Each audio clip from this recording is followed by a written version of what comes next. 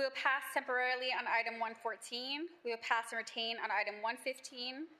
File item 116, AB 1261 by Assemblymember Bonta. The clerk will read. Assembly Bill 1261 by Assemblymember Bonta and others, and relating to immigration. Assemblymember Bonta, you are recognized. Thank you, Madam Speaker. I rise to present AB 1261. I authored AB 1261 because it is unacceptable that there are children who are arriving in California alone and they have to face a daunting immigration system alone. The immigration legal system is complex even for an adult to navigate and without an attorney. These children are at severe disadvantage. In 2023, only 56% of unaccompanied children had legal representation, and the difference in outcomes is stark. A 2021 report revealed that 90% of unrepresented minors were ordered removed. Focusing in on California, California alone received over 10,800 unaccompanied minors in fiscal year 2024 alone. AB 1261 is about upholding our constitutional principles and respecting due process and fairness, especially for our children. Ensuring children have access to representation helps ensure children have their fair day in court, with an adult by their side. Members, I think we can all agree that children should never have to face court alone.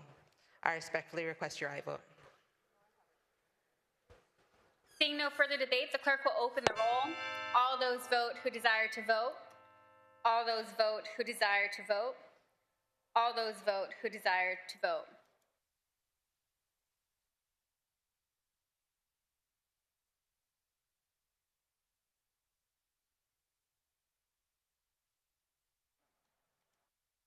The clerk will close the roll and tally the vote. Ayes 47, noes 8. The measure passes.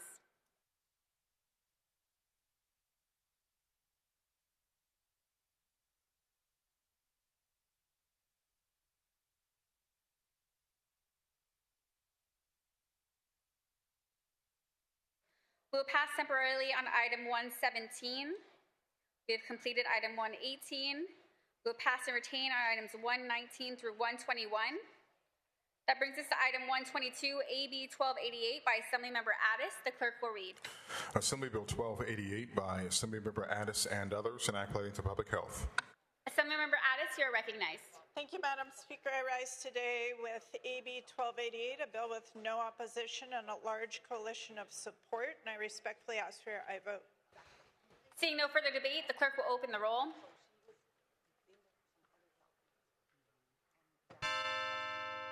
All those vote who desire to vote. All those vote who desire to vote. All those vote who desire to vote. The clerk will close the roll and tally the vote. Ayes 65, noes 0. The measure passes.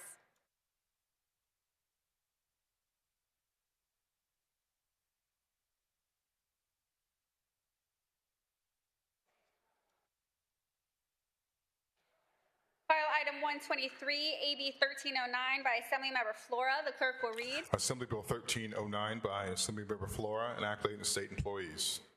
Assemblymember Flora, you are recognized. Thank you, Madam Speaker. Colleagues, I present AB 1309. It improves compensation for CAL FIRE firefighters by ensuring their salaries are more competitive with local fire departments. AB 1309 will assist CAL FIRE in meeting the needs of the state during our consistently and increasingly annual statewide fire season. Respectfully ask for your aye vote. Seeing no further debate, Assemblymember Bryan, you are recognized. Thank you, Madam Speaker. And colleagues, I rise in strong support of this measure. I think all of our first-line responders, all of our firefighters who fight to protect our property, our communities, and people's lives deserve to be compensated fairly, and I respectfully ask for your aye vote. Assemblymember Flora, all debate having ceased, would you like to close? Thank you. We will now open the roll. All those vote who desire to vote. All those vote who desire to vote. All those vote who desire to vote. The clerk will close the roll and tally the vote. Ayes 65, noes 1. The measure passes.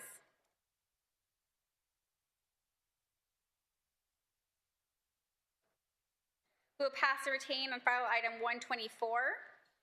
Item 125, AB 1324 by Assemblymember Sharp Collins. The clerk will read. Assembly Bill 1324 by Assemblymember Sharp Collins and others, enacting the Public Social Services. Assemblymember Sharp Collins, you are recognized. Thank you. Madam Speaker and members, I rise to present Assembly Bill 1324, a bill that modernizes CalWorks to better serve California's working families. This legislation addresses three key issues: removing the arbitrary work hours penalties, recognizing gig work and self-employment, and protecting striking workers' benefits. Right now, parents can lose their CalWorks benefits for working too many hours, a rule that actually defies common sense. If you're working over 100 hours and still struggling, you deserve support, not penalties. Additionally, we are recognizing the reality that many families sustain themselves through gig work and self-employment by modernizing the approved jobs by removing the bureaucratic obstacles. We are also standing up for workers' rights. That's why this bill ensures that striking workers do not lose their critical CalWorks support while exercising their legal right to organize. CalWorks is a lifeline for over 659,000 California children, primarily in households led by the Latina and Black mothers, communities that have obviously faced historical barriers to economic opportunity. These families are not looking for handouts. They are working hard to really build better lives. This bill ensures that CalWorks supports jobs and also training that leads to real careers, not just short-term, low-wage work, and keeps families living in poverty. So Assembly Bill 1324 makes sure that support is there when families need it the most without punishing them for working too much and working for themselves or even working for their rights. So the families truly rely on CalWorks deserve a fair chance at a better future. With that, I respectfully ask for your aye vote. Thank you, Assemblymember Sharp Collins. All debate having ceased, the clerk will open the roll. All those vote who desire to vote. All those vote who desire to vote. All those vote who desire to vote. The clerk will close the roll and tally the vote. Ayes 43, noes 14. The measure passes. File item 126, AB 1329, Assemblymember Ortega. The clerk will read. Assembly Bill 1329 by Assemblymember Ortega, enacting the Workers' Compensation and making an appropriation therefor. Assemblymember Ortega, you are recognized. Thank you, Madam Speaker and members, for the opportunity to present AB 1329. AB 1329 makes necessary reforms to the Subsequent Injury Benefit Trust Fund. I respectfully ask for your aye vote. All debate having ceased, the clerk will open the roll. All those vote who desire to vote. All those vote who desire to vote. All those vote who desire to vote.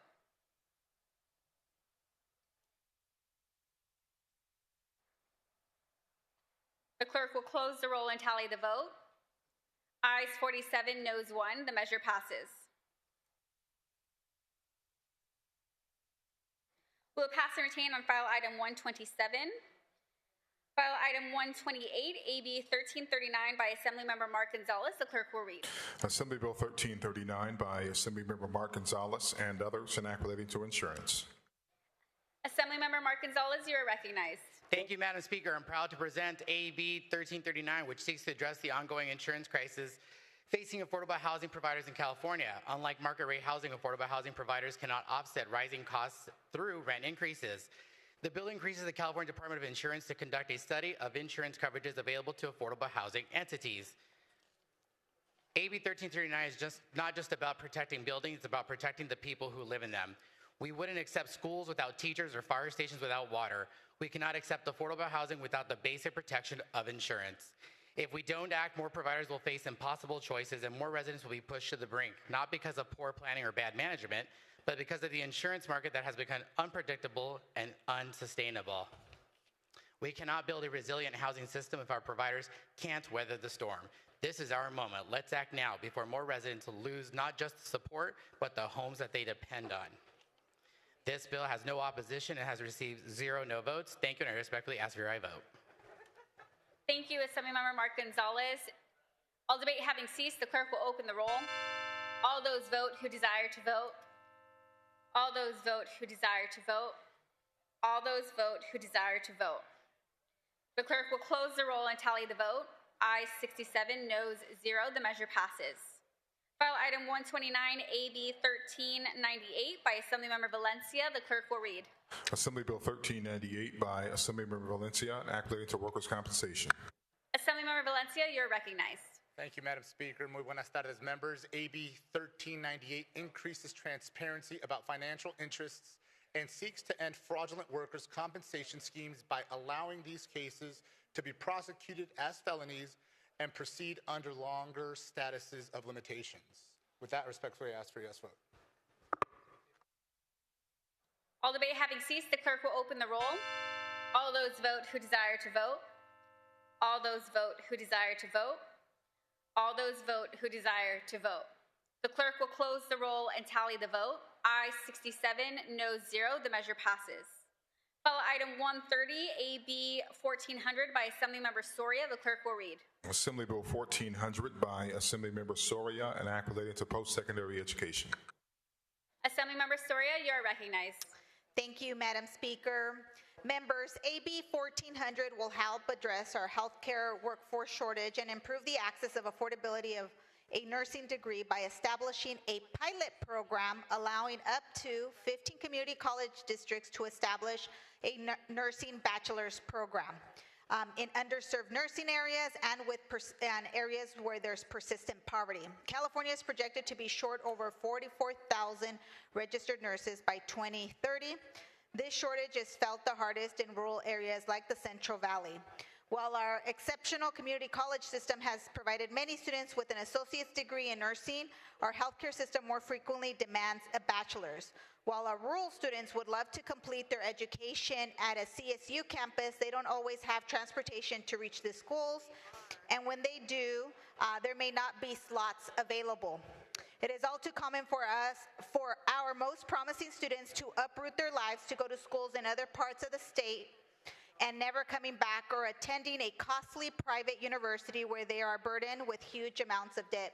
Our community college are the most affordable and accessible higher education options for California students. They are the solution to part of the healthcare workforce shortage that we are seeing today. They are ready to help us meet the challenge. If all we have to do is just let them do so, and AB 1400 does this by directing the Community College Chancellor's Office to select up to 10 community college districts to participate in a pilot project to offer a bachelor's degree in nursing. I respectfully ask for your aye vote. Assemblymember Gibson, you are recognized. Thank you very much, Madam Speaker. I want to thank the member for bringing forth this bill before us today. I just ran. I rise in support of Assembly Bill 1400 and thank my colleague from Merced for championing this piece of legislation. What we have here today is an out-of-box kind of thinking. What we have in California is a number of our young people on rolls, on lists in California, waiting to get into nursing school.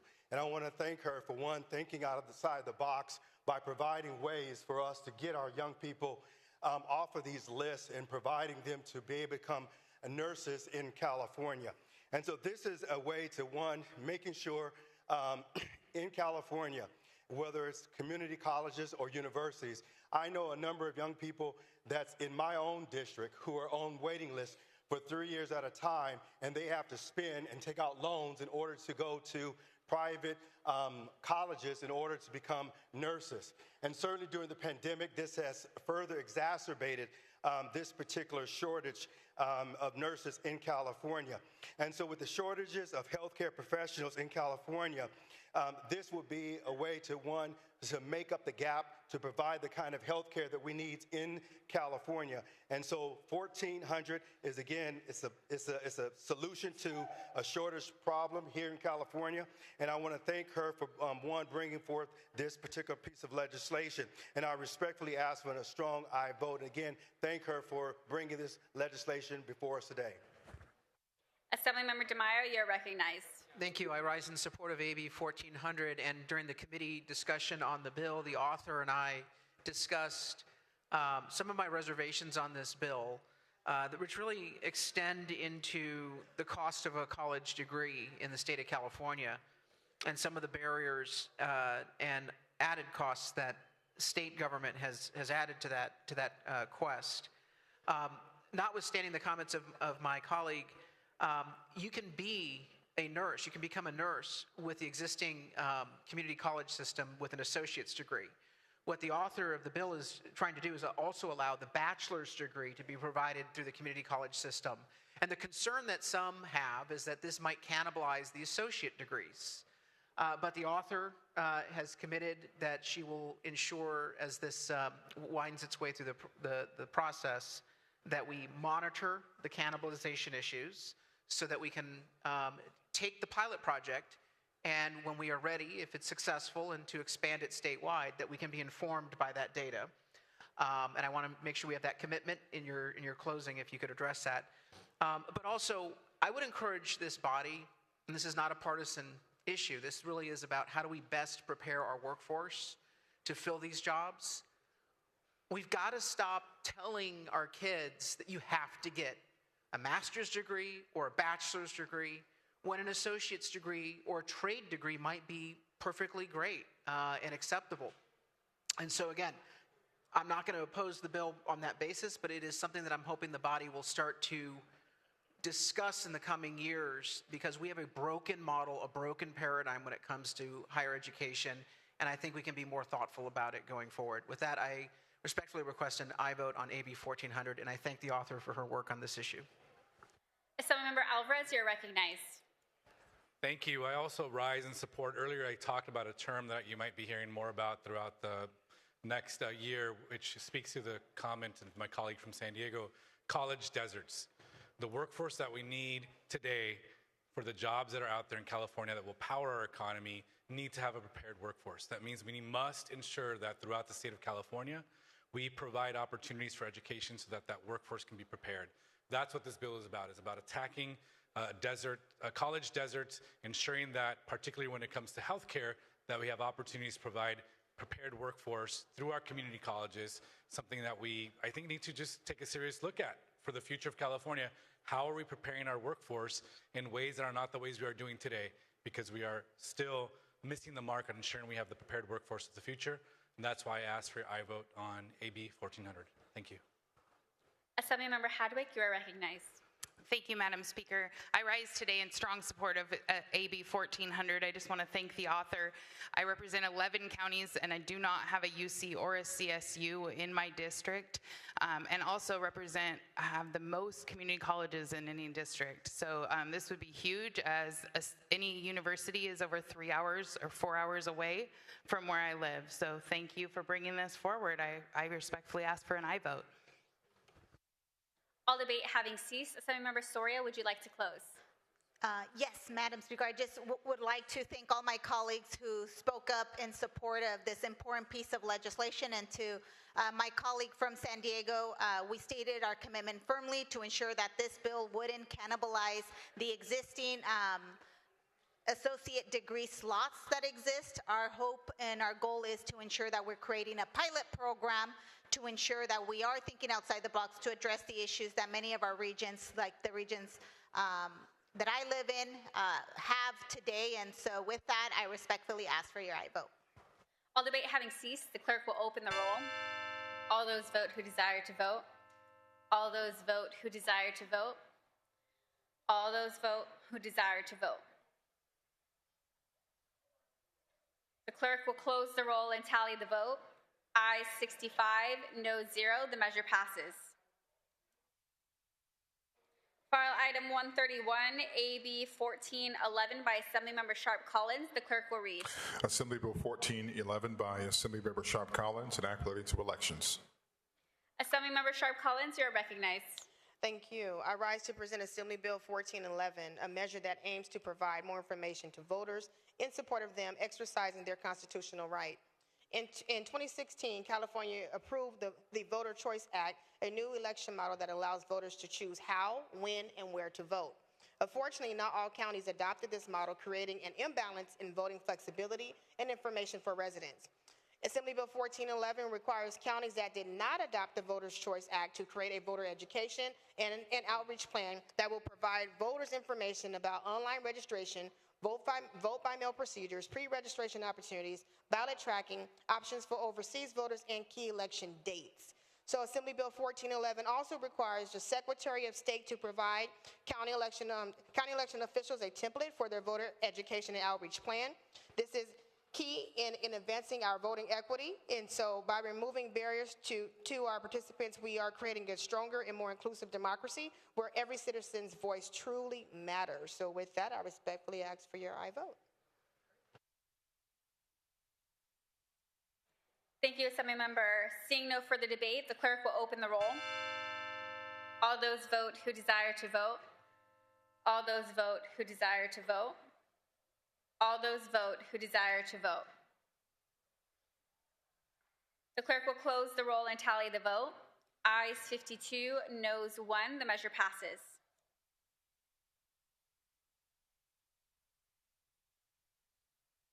We'll pass and retain on file item 132. Item 133, AB 1419 by Assemblymember Addis. The clerk will read. Assembly Bill 1419 by Assemblymember Addis and others, an act relating to the California Health Benefit Exchange. Assemblymember Addis, you are recognized. Thank you, Madam Speaker. Today I bring you AB 1419, the Seamless Care Act. In a time when so many are struggling to access health care, this bill will expand our pre-existing Covered California auto enrollment process to include individuals who have submitted health coverage applications through the county eligibility system. This bill has received bipartisan support in Health and Appropriations and has no opposition, and I respectfully ask for your aye vote. Seeing no further debate, the clerk will open the roll. All those vote who desire to vote. All those vote who desire to vote. All those vote who desire to vote. The clerk will close the roll and tally the vote. Ayes 65, noes 1. The measure passes. Item 134, AB 1427 by Assemblymember Calderon. The clerk will read. Assembly Bill 1427 by Assemblymember Calderon, an act relating to consumer credit. Assemblymember Calderon, you are recognized. Thank you, Madam Speaker. I rise to present Assembly Bill 1427. This bill will protect the credit scores of those who lose their homes from a natural disaster and are forced to engage in a short sale. This bill has received no votes and has no registered opposition. I respectfully ask for an aye vote. Seeing no further debate, the clerk will open the roll. All those vote who desire to vote. All those vote who desire to vote. All those vote who desire to vote.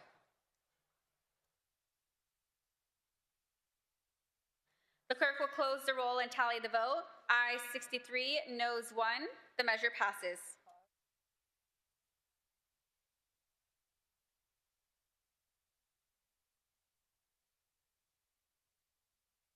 Returning to item number 15, AB 863 by Assemblymember Calra. The clerk will read. Assembly Bill 863 by Assemblymember Calra and others, an act relating to tenancy. Assemblymember Calra, you are recognized. Thank you, Madam Speaker and members. AB 863 will require tenants to be provided with eviction notices, complaints, and summons in Spanish, Chinese, Tagalog, Vietnamese, or Korean if they negotiate their lease in one of these languages or their landlord has been informed that they speak one of these languages as their primary language. California is the most diverse state in the nation, built upon a confluence of peoples and cultures from all across the world. 16.3 million of California's nearly 40 million residents speak a language other than English at home. Of these non-English languages, Spanish, Chinese, Tagalog, Vietnamese, and Korean are the most commonly spoken. For over 20 years, California has required certain contracts, including leases, to be translated into these 5 languages if the contract was negotiated in one of them. However, these language access protections do not currently apply to other critical documents like eviction notices, summons, and complaints. This put California's 6.4 million limited English proficient residents at a significant disadvantage when they needed to navigate an already complicated eviction process. AB 863 addresses this issue by requiring landlords to provide translated eviction notices, summons, and complaints if the tenant's lease was negotiated in one of the top 5 non-English languages spoken in California, or the landlord has been informed by the tenant or a third party acting on behalf of the tenant that they speak one of these languages. At this time, I want to clarify this bill is intended to only apply to residential tenants, was not meant to capture commercial tenancies, which are far more complex. So should this bill move forward, I'm committed to taking those immediate amendments that would clarify this. Furthermore, while the California court's website already provides summons forms in Spanish, Chinese, Vietnamese, and Korean, I'm also committed to exploring amendments that require translated forms to be verified by trustworthy third parties. We've been in very close conversations with the California Apartment Association in order for us to come to mutually agreed upon language as to that third party verification, so that when they prepare their forms, they can make sure their members have a form that can be relied upon by the tenants, but also the courts would also know then that those are forms that have been verified as trustworthy translations. AB 863 is an API caucus priority, but I think would help all Californians, landlords and tenants, to ensure that as they're going through the legal process, that everyone is aware of what's happening and can either promote their interests accordingly. This bill is an important language access measure that will ensure that limited English professional renters can exercise their due process rights and respond to issues before they result in an eviction. Respectfully ask for an aye vote. Assemblymember DeMaio, you're recognized. Thank you. I rise in strong opposition to AB 863. Earlier today, we were talking about the housing bond. And I'm trying to get the legislature to perhaps consider that maybe more government is not the solution to the housing crisis, but rather government has been the problem all along. This is one of the bills that may on the surface seem well-intentioned, that, oh, okay, if people have language barriers, we want to make sure that they understand. But what it does is it adds yet another legal requirement, another hurdle for property owners to manage their properties in the state of California. It's part of the reason why we are known in this state as a squatter's paradise. If a landlord is trying to repossess their property, enforce their contract rights, this bill is not going to be something that yields fairness and equity in terms of protecting rights, the rights of property owners to their property, but would rather be weaponized against, more times than not, probably 99 times out of 100, weaponized against someone to deprive them of their rights, the property owner. We can't be doing this. It may sound good on first blush, but this is one of the bills, of many bills that we've already passed, that have contributed to a housing crisis in our state. We don't need more requirements, we need less. We don't need more risk, we need more certainty. I urge you, step away from the knife drawer and vote no for no on AB 863. Seeing and hearing no further debate, Assemblymember Collier, would you like to close? As a member of a family that actually does rent properties to other families, I can assure you that going to court and ensuring that the tenant actually understands the process will help to facilitate the process much more easily. As I've indicated, working with the California Apartment Association, from day one, they have been supportive of the intention. We're just working on the details. I'm confident we'll get that resolved in a short order. But that I respectfully ask for an aye vote. All debate having ceased, the clerk will open the roll. All those vote who desire to vote. All those vote who desire to vote. All those vote who desire to vote.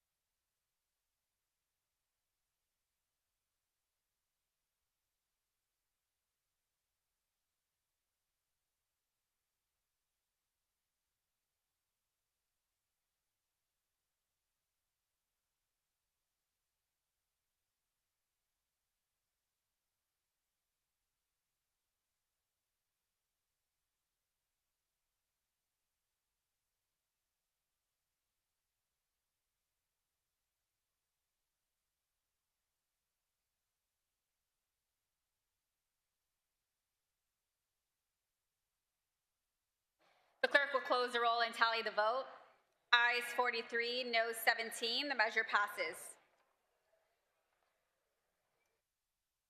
We'll pass and retain on file items 135 through 137. Item 138, AB 1456 by Assemblymember Bryan. The clerk will read. Assembly Bill 1456 by Assemblymember Bryan, an act relating to environmental quality. Assemblymember Bryan, you are recognized. Thank you, Madam Speaker and colleagues. I rise to present AB 1456. The California Vegetation Treatment Program was developed in 2019 to streamline CEQA for vegetation management projects, including prescribed burns, mechanical treatments, and manual treatments. But the treatable landscape is far too narrow. What this bill seeks to do is extend this CEQA streamlining to a greater degree of landscape. In addition, it also integrates indigenous knowledge and tribal ecological knowledge by including provisions that recognize the dual objectives of cultural and ecological restoration through vegetation management activities. This bill has had bipartisan support, and I respectfully ask for your aye vote. Assemblymember Tanguipa, you're recognized. Thank you, and I too rise in support as well. I got to spend a weekend up in Northern California where the author actually had stated he'd never been north of Sacramento, and I really commend his diligence to go and learn about forest management.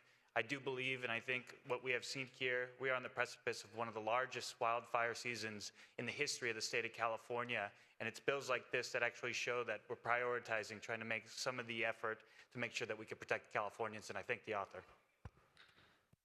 Assemblymember Hadwick, you're recognized. Thank you, Madam Speaker. I rise today in strong support of 1456 and just want to thank the author for writing such a thoughtful bill. My district is plagued by fires, as you all know, and I think that fire takes heat, oxygen, and fuel, and the thing we can control is fuel. So I'm excited to be a part of it and would love to be a co-author. If you would accept me, I urge you to vote aye. Assemblymember Gallagher, you're recognized. Yes, I also wanted to rise in support of the bill and had a lot of good conversations with the author this year on vegetation management, fuel reduction to prevent wildfires. And I think we've been able to push through some good measures this year, and this is one of them. The Cal VTP program has been one that hasn't really been utilized very well, and this bill will help make it better and more streamlined so that we can get more of those projects done. And so I rise to support and thank the gentleman for bringing it forward.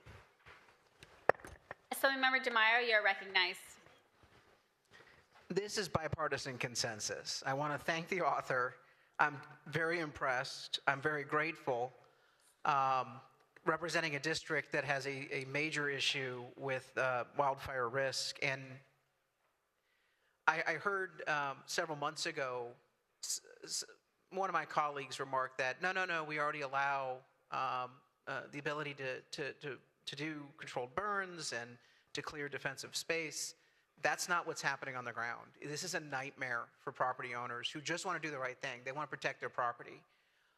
And many times, and I hope this is another issue that we will address at some point, local government is the worst neighbor. They are abysmally bad at maintaining their properties, particularly the canyons that they allow to overgrow. And I get it. They'll say, well, we have a limited municipal budget. It's kind of hard to do all this, but it contributes to a risk factor. And we would enforce against private property owners if they didn't maintain defensive space. In your closing remarks, I would ask the author to address the issue of controlled burns in the California Air Resources Board, because that remains a major hurdle to managing wildfire risk. But I do want to appreciate the fact that this bill goes a long way in moving the ball forward. Thank you. Assemblymember Flora, you're recognized. Thank you, Madam Speaker. Colleagues, I've got a lot of problems with this bill. I'm kidding. Wake up. Love this bill. So thankful for you bringing it forward, and I appreciate it and happy to support it. Thank you. Seeing and hearing no further. Assemblymember Alanis, you're recognized. Thank you, Madam Speaker. I also have a problem with it. I just want to be a co-author. Thank you. Seeing and hearing no further debate. Assemblymember Bryan, would you like to close? Yes. First, I'd like to thank all of my colleagues for their robust support for the direction that the Natural Resource Committee is heading. And I want to thank the Speaker for directing us to look at wildfire prevention and ways that we can expand on what we were doing. Especially want to thank all the committee members who've been a part of this process. This is one of 3 bills that we plan on bringing to this floor today and tomorrow around wildfire prevention. There's a lot of work that we can and should do. Much of it is in the budget. It's why we have allocated billions of dollars to wildfire prevention. It's why the voters have passed measures for wildfire prevention, but we can also expand some of our policy. This is one such measure, and I respectfully ask for your aye vote. All debate having ceased, the clerk will open the roll. All those vote who desire to vote. All those vote who desire to vote. All those vote who desire to vote. The clerk will close the roll and tally the vote. Ayes 67, noes 0. The measure passes. We will pass and retain on file item 139. File item 140, AB 1495 by Assemblymember Valencia. The clerk will read. Assembly Bill 1495 by Assemblymember Valencia and applicable to home health agencies. Assemblymember Valencia, you are recognized. Thank you, Madam Speaker. And again, we want to start as members. AB 1495 is a crucial step towards addressing California's growing caregiver crisis. The bill grants the Department of Public Health the authority to permit online training programs to help fulfill certification and renewal requirements. With that, I respectfully ask for a yes vote. Seeing no further debate, the clerk will open the roll. All those vote who desire to vote. All those vote who desire to vote.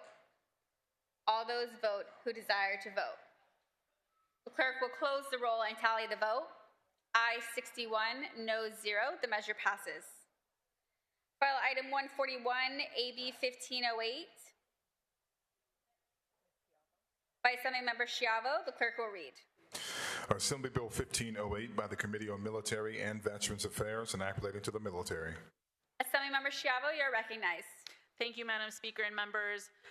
Good afternoon. I am presenting AB 1508, a Military and Veteran Affairs Committee bill that extends the sunset date of the Governor's Military Council an additional 5 years from January 1, 2026 to January 1, 2031.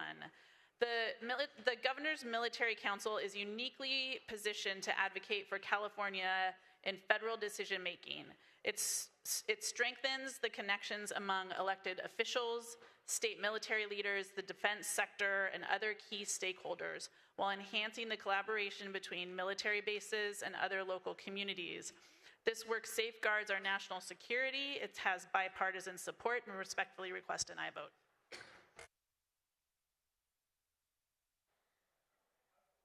Seeing and hearing no further debate, the clerk will open the roll.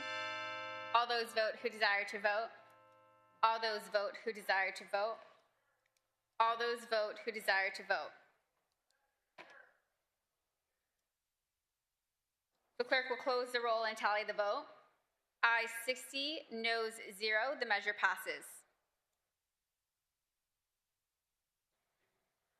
File item 142, AB 1520 by Assemblymember Pappen. The clerk will read. Assembly Bill 1520 by the Committee on Water, Parks, and Wildlife and act relating to public resources. Assemblymember Pappen, you are recognized. Thank you so much, Madam Speaker. Members, I rise today for AB 1520, which is a Water, Parks, and Wildlife Committee cleanup bill, if you will. The bill makes a number of helpful statutory updates, including aligning the definition of the water year to provide consistency for water conservation districts, standardizing the notification requirements for state park concession agreements, allowing the Department of Fish and Wildlife to consider additional forms of financial security for supporting mitigation banks, and removing obsolete codes and updating the names of some locations. Respectfully request an aye vote. Seeing and hearing no further debate, the clerk will open the roll. All those vote who desire to vote. All those vote who desire to vote. All those vote who desire to vote. The clerk will close the roll and tally the vote. Ayes 60, noes 0. The measure passes. Item number 143, AB 13 by Assemblymember Ransom. The clerk will read. Assembly Bill 13 by Assemblymember Ransom and act relating to the Public Utilities Commission. Assemblymember Ransom, you're recognized. Thank you, Madam Speaker. Members, I rise to present Assembly Bill 13. This bill aims to enhance the Public Utilities Commission's oversight capabilities by promoting a more diverse and accountable board, increasing transparency on rate hikes, therefore increasing public trust by giving consumers access to the information that they deserve. It is no secret that Californians pay some of the highest utilities costs in the nation, and we cannot address affordability or cost of utilities without addressing the Public Utilities Commission, which is the unelected body that oversees these rate decisions. Year after year, we are hit with rate increases. Our constituents are frustrated and struggling, and they are looking for explanations. The hikes currently outpace inflation, often with little explanation or justification.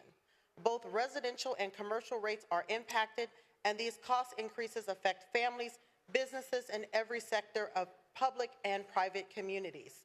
Schools, manufacturers, healthcare facilities, and more all feel the strain. No one is exempt. A school district in my community has increased their utility bills by $5 million in 1 year. Ultimately, this means we are paying more for goods, services, and families and businesses are being forced to make very difficult decisions. Meanwhile, the Public Utilities Commission has asked to approve rate hikes to adequately pay investors. That is what they have been asked to do. In what world does it make sense to raise the cost of a necessity to increase someone's bottom line? Let's be clear. The Public Utilities Commission is tasked with regulating private business that provide public utilities that we all depend on. CPUC has the authority and responsibility to oversee rate setting for the utilities that Californians rely on. The work of the commissioners carry the weight of law, yet they have no accountability to the public. As legislators, we have the responsibility to represent and answer to our constituents, and if we want to be more responsive to our community, we have to make substantive changes to the Public Utilities Commission. Continuous rate hikes without adequate oversight has damaged public trust to us as elected officials and in the agencies that are making the decisions.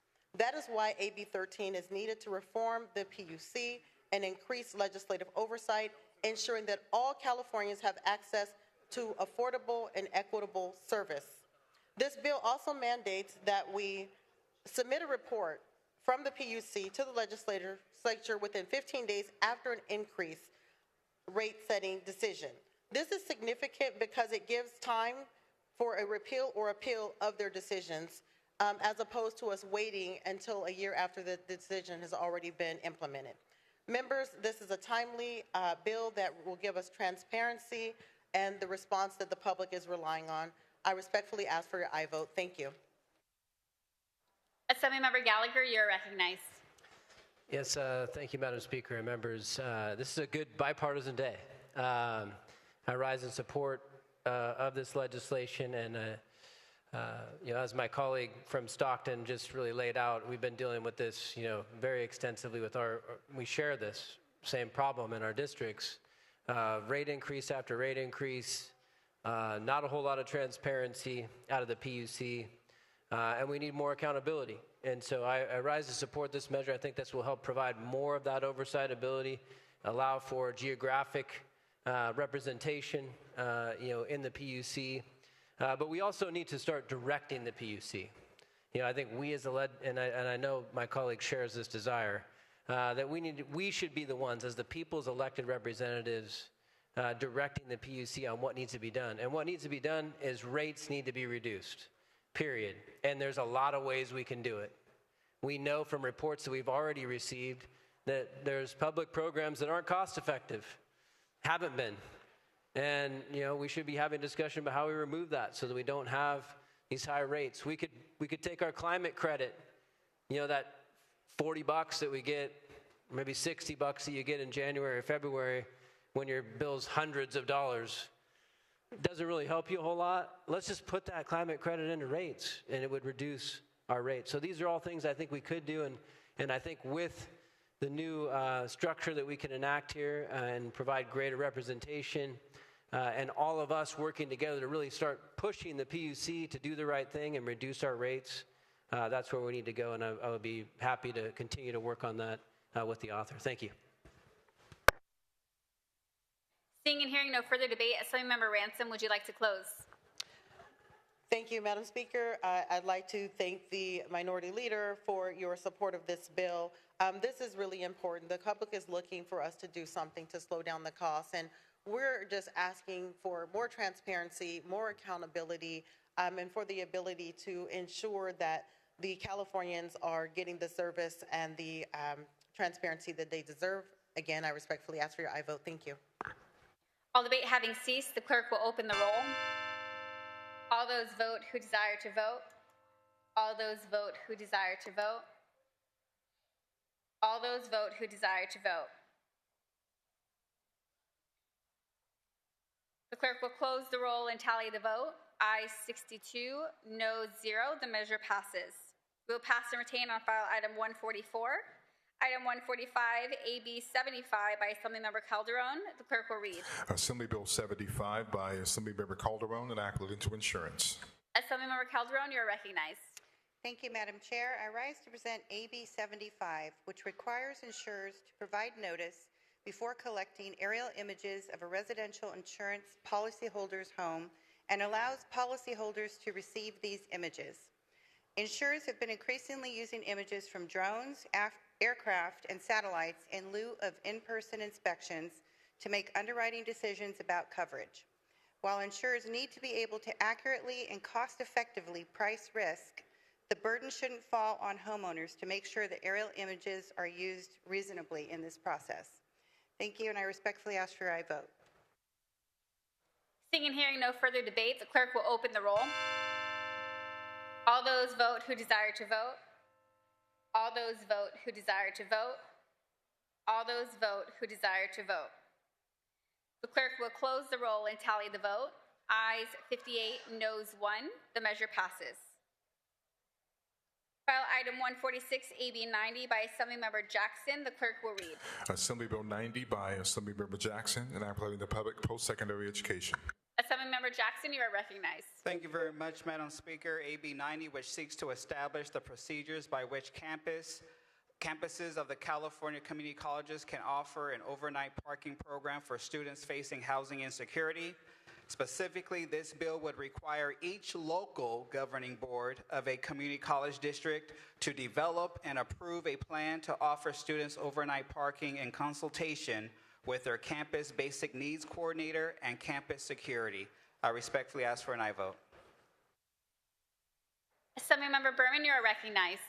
Thank you, Madam Speaker. I just really want to thank my colleague for taking up this really righteous effort and leading on it on the last couple of years. I ran a similar bill 6 years ago now, and when I talk with groups, they ask, what's your favorite law that you got passed? What's your favorite bill that you introduced? And I talk about this one. But I also talk about how I was unsuccessful. That this bill ended up dying in the Senate when I ran it 6 years ago. We were then able to get funding in the budget 2 years later to establish the basic needs coordinator that my colleague referenced in his bill, and also basic needs centers on every community college campus. But I think I saw a study recently that 25% of our community college students in California had experienced some period of homelessness in the prior 12 months before taking that survey. 25%.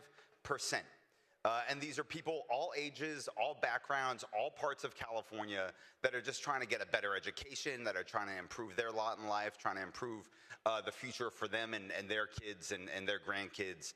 And all they need is a safe place to sleep at night so that they can do their homework, so that they can study, so that they can focus on trying to get that associate's degree that my colleague from San Diego referenced in an earlier bill, that should be all they need to go get a good middle-class job in California, and they just need a safe place to stay. And it makes a lot more sense to give them a safe place to stay on campus. Our community colleges have huge parking lots than it is for them if they're having to go into our communities or our business parks, where it's not as safe for them. It's not as safe for for folks who might live in those communities. And so this makes a lot of sense. It's really just trying to provide some interim help for folks while we hopefully get them more long-term stable housing. But it's such a righteous effort. If you talk and meet these community college students, one of whom just raised their mic, they're trying so hard to get a better life, and this is the least I think we should be able to do for them. Assemblymember Colra, you are recognized. Thank you, Madam Speaker. I want to thank our colleague for bringing this bill forward. In the fourth largest economy in the world, it's a badge of shame that we have to do a bill like this. But the reality is that it's necessary, and we are supporting those that are doing everything right, or at least trying to. We want them to make the right choices, and they're making choices between rent and medication and food, and oftentimes that decision to be able to continue their education is what gets sacrificed.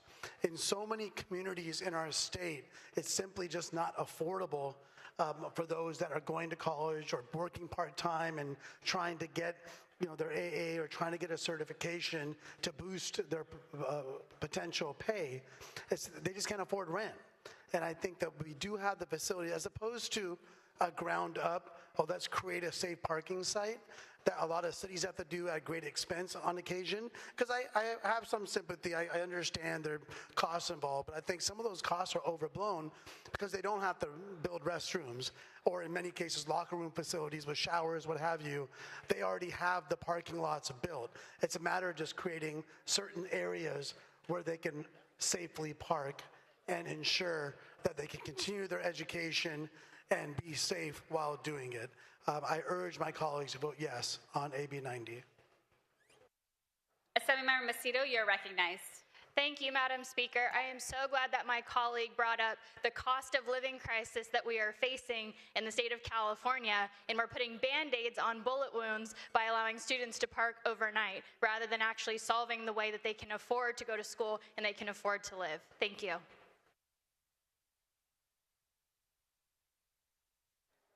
Seeing and hearing no further debate. Assemblymember Ahrens, would you like to comment?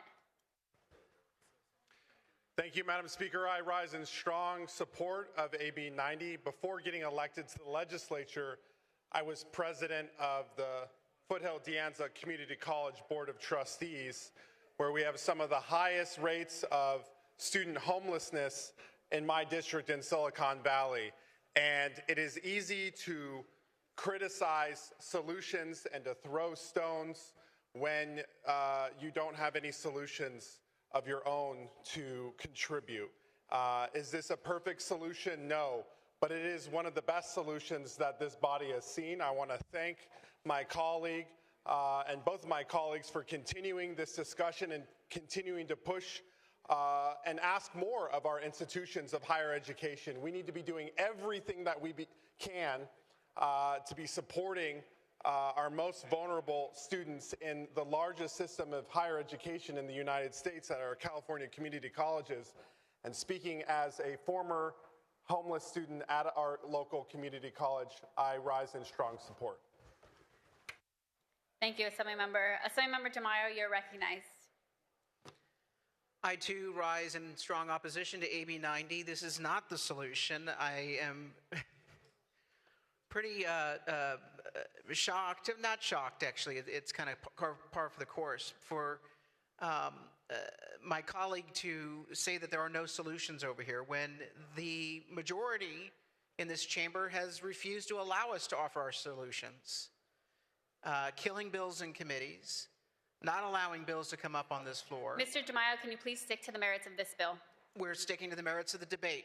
I'm responding to an issue that you allowed to be raised on this floor without objection. It needs to be responded to, and it is being responded to. Assemblymember Lowenthal, please state your point of order.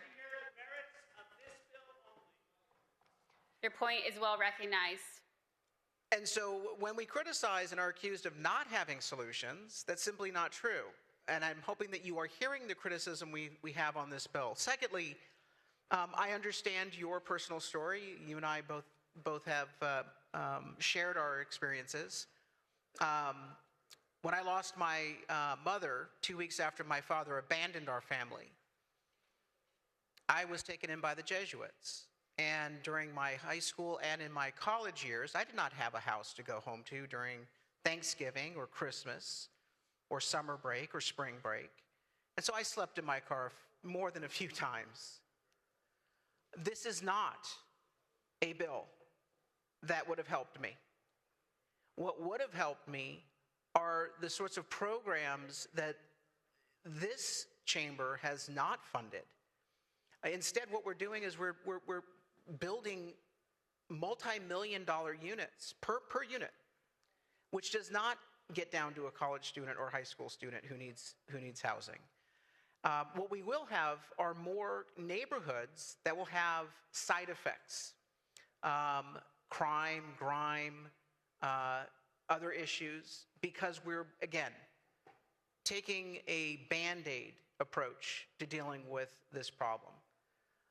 So again, I find it concerning that you would dismiss the criticism of this bill by claiming that we do not have solutions when there are ample solutions out there. This is not one of them. I urge a no vote on AB 90. Assemblymember Davies, you are recognized. Thank you, Madam Speaker. You know, I'm constantly hearing we are the fourth largest economy, and then we have issues like this. We've got the highest homeless count. We've got to put our kids in schools that they can't afford anymore. But really, just look at this. I mean, it's insane. We don't have a revenue problem in this state, that's for sure. It's the mismanagement of the funds and where they're going. No accountability. Let's go back to the bill Assemblymember here. Berman, can you please raise your point of order? I would ask my colleagues to stick to the merits of trying to provide interim shelter solutions for community college students. That's what this bill is about. Fantastic. Okay, so let's go back here. Excuse me. I have to rule on the point of order. Your point is well taken. Please continue, Assemblymember Davies. Pardon? Oh, thank You can continue. Thank you. All right, let's get back to the reason. This is not the solution, opening up parking lots. You can see that all the community colleges are against this. Where is the protection going to be? Are we then going to start funding to have security in the parking lots? Are we going to be liable for their protection if something happens?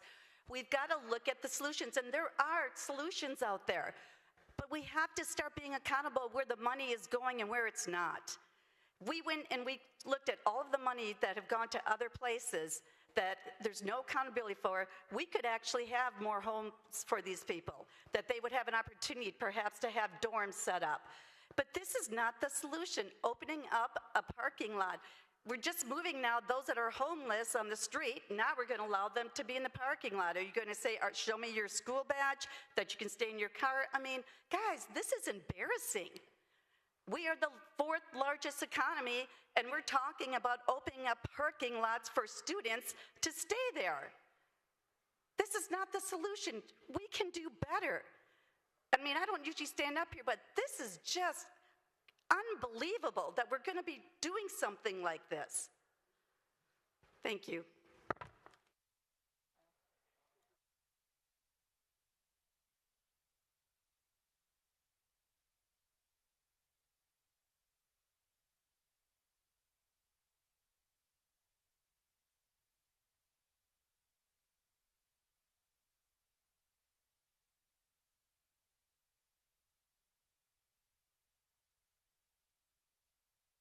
Mr. Jemiah, you have already spoken. Our rules do not permit you to speak multiple times.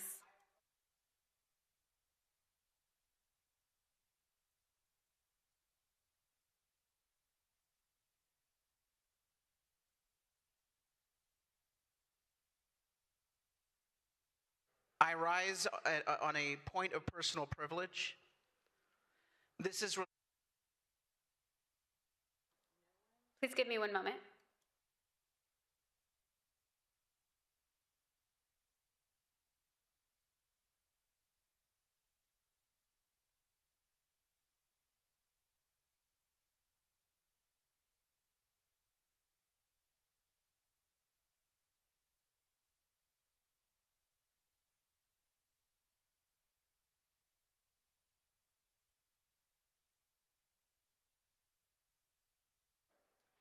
Your point of personal privilege is not in order.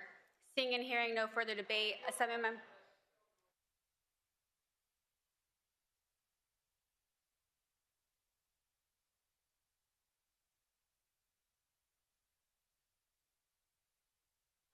Assemblymember DeMaio appeals the ruling of the chair. Is there a second?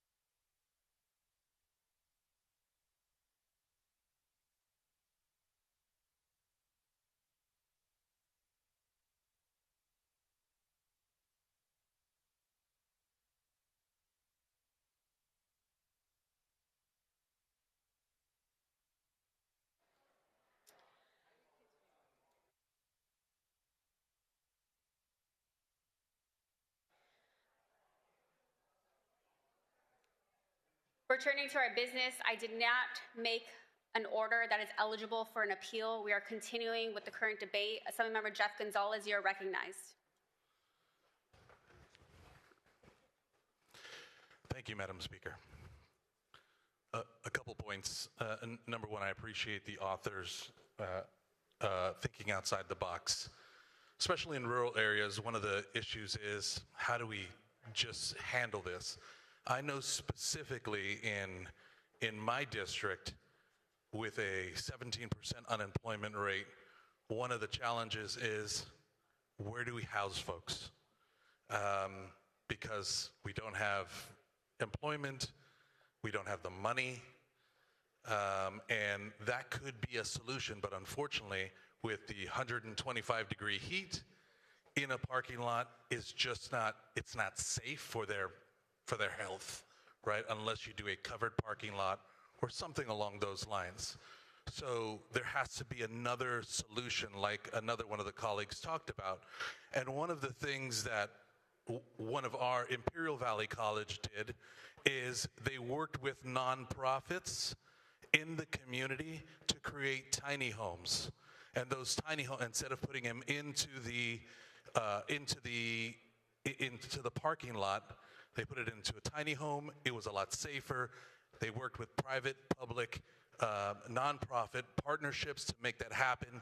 It was dignified, and folks were going from a D grade point average to an A grade point average. So I absolutely agree with my colleague that we need to house folks. I would caution everyone because unfortunately, heat is a big issue. Where I'm at 125 degrees, people die in cars.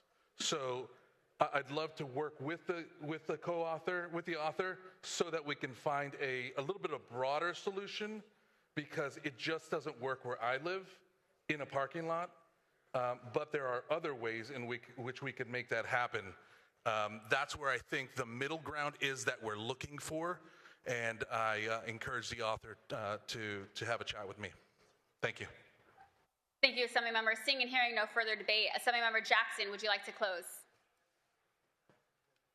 Thank you very much, Madam Speaker. I didn't expect all this debate on this issue, but certainly I appreciate the trailblazing work of my colleague who has been working on this issue for quite some time, and certainly appreciate his leadership on a whole host of higher education issues. It seems as though those who have been speaking in opposition, many of them, are really speaking from a place of ignorance. And the reason why is this. I'm a trained social worker. I don't just make things up. I do my research. And what people don't understand is that organized parking to be able to provide a safe environment for people who are living in their cars have been going on for decades. It is actually a research base. You can actually read peer-reviewed articles on the soundness of this strategy. Churches have been doing it for decades. It was happening throughout the pandemic, where people could not find safe places to be. And so I think the idea is this, is that we are where we are. We have been neglectful in terms of ensuring that people have quality, dignified, and healthy housing. There is no doubt about that, and I've been very public about that. So the question is now, what do we do? Now, this is what the bill does do and does not do. This bill says that this is the last resort. When there's no more housing vouchers available, when there's no more hotel rooms to put them in, when there's no more dorm spaces available, There is just nothing out there, and we have a choice to make. Do we provide a safe place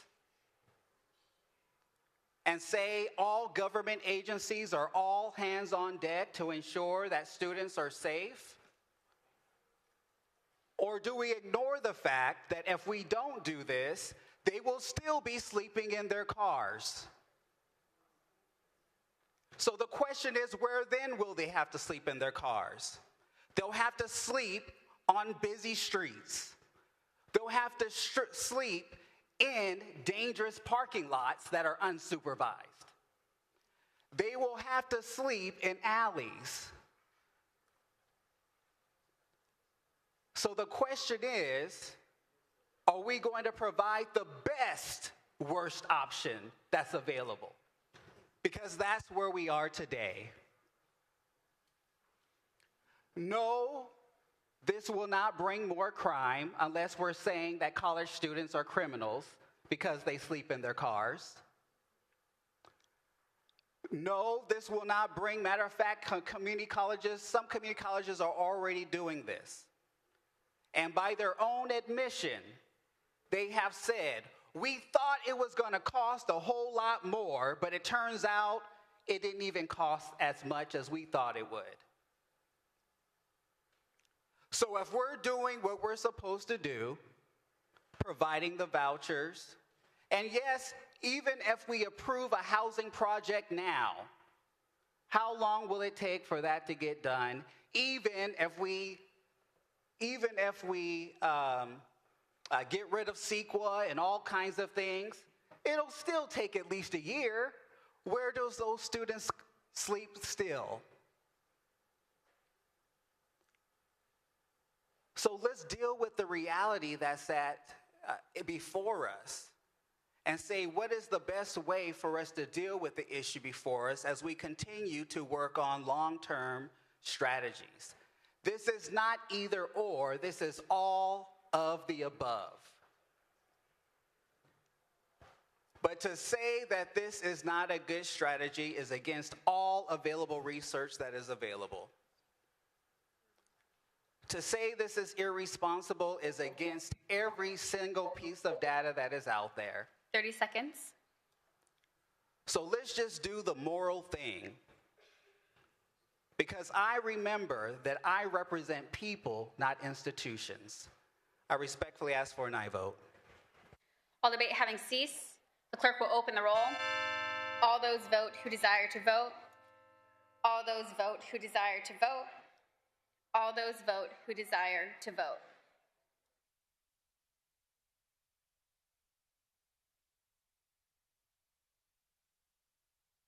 The clerk will close the roll and tally the vote. Ayes 44, noes 13. The measure passes.